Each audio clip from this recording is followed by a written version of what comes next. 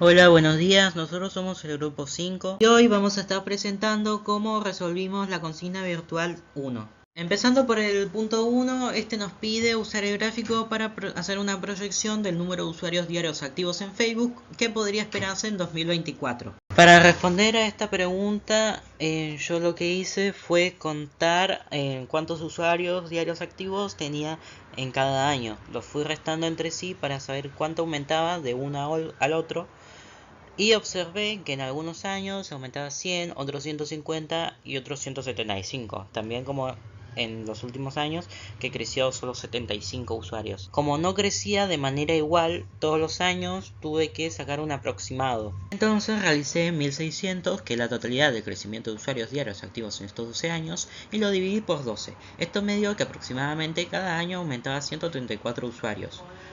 Usando esta cantidad, pude deducir que en los próximos años aumentaría por lo menos 134 usuarios diarios activos, quedando así 2023 con 2109 usuarios y 2024 con 2243.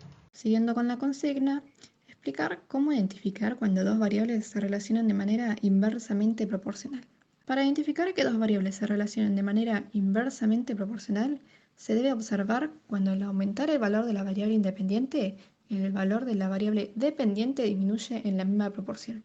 Y al disminuir el valor de la independiente, la dependiente disminuye de igual manera.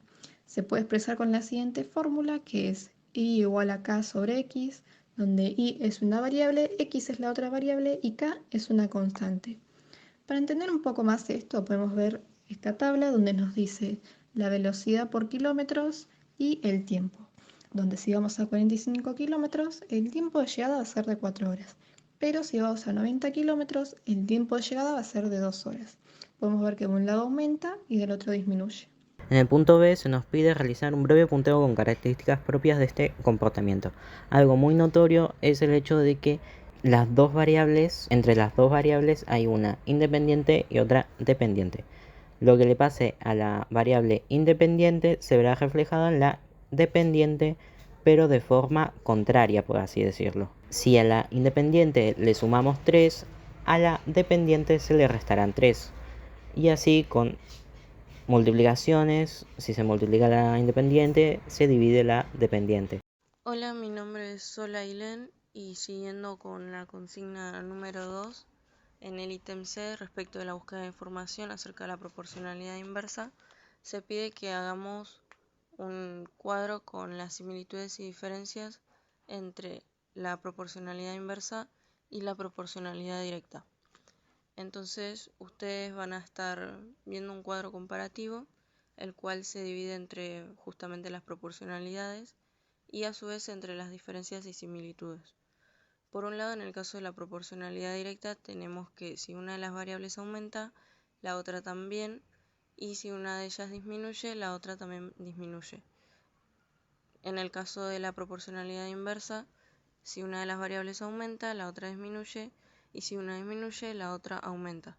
Por otro lado, tenemos las fórmulas y la constante, que también son diferentes, por más que se usen las mismas variables. Y los gráficos. En el caso de la proporcionalidad directa, la gráfica es una línea recta que pasa por el origen de coordenadas, y en el caso de la inversa, la gráfica es una curva que se llama hipérbola. Por otro lado, tenemos las similitudes, que tanto para la proporcionalidad directa como para la inversa se involucran dos magnitudes o dos variables que están relacionadas entre sí. Ambas tienen una constante de proporcionalidad que relaciona estas mismas magnitudes y para ambos casos hay una representación en un plano cartesiano. Hola, soy Joaquín Cabrera e integro el grupo 5.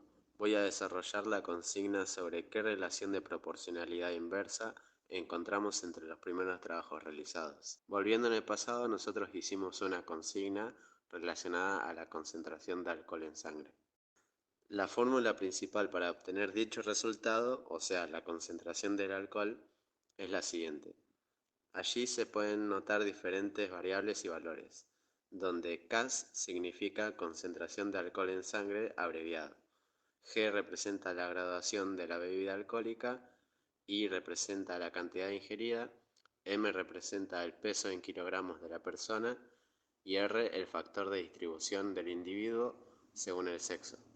Acá las variables inversamente proporcionales son Cas y M, o sea la concentración del alcohol en sangre y el peso. Esto quiere decir que si una de esas variables pasadas a valores aumenta o disminuye, la otra variable hace lo opuesto en igual proporción. En este caso se podría decir que si un señor que pesa poco toma exactamente la misma cantidad de una bebida alcohólica específica que otro señor que pesa más, va a tener más alcohol en sangre que el señor que tiene más peso corporal. A continuación dejo un ejemplo bastante más específico de una fórmula ya resuelta, en la que las variables inversamente proporcionales tienen su valor ya dado, 0,42 para una y 70 para la otra variable. Si a la misma fórmula le modificamos el peso aumentándolo a 80, el alcohol en sangre disminuye a 0,37. Y al contrario, si a la fórmula le modificamos el peso reduciéndola a 60, esta vez el alcohol en sangre se aumentaría a 0,49.